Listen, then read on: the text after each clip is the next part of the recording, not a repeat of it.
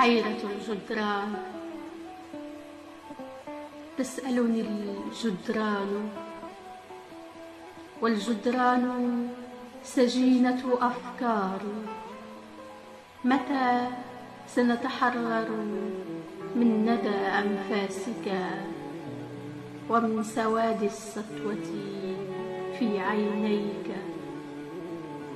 ثقيل هو الليل بالأسئلة والتكرار، بالأوراق الممزقة، بقصائد دمعت ولم تكتب.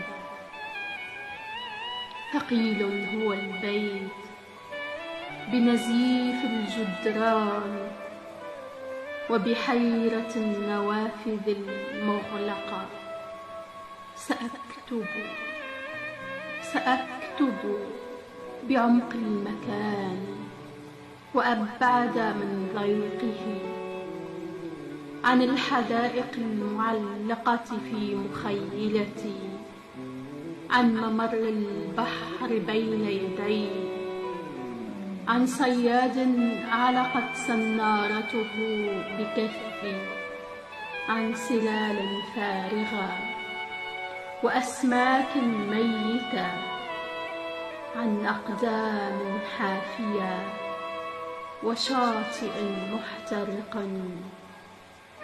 عن حذاء متروك للريح يبتسم. سأكتب بعمق المكان وأبعد من صمت جدرانه، عن بيت يمشي ليلا بسكانه. النوافذ تتثاءب والطرقات مغمضة. أحتاجك نهرا جوار هديل الأغصان، ومسرحا يهتز بصدى حنجرة التي تناديك، كأن صوت قلبي صدى صدفة بحرية تنادي اسمك، وأنت غافية لا تنسي أني لا أغفو إلا قرب خدك، إذ يستحيل الأمان غمام. أنت وجع ما خلف السطور، وبوح يتشظى في حزن الكمان. معك أبني بيوتا تسبح في الحلم، وبواخر يحاصرها عباب الحنين من كل مكان.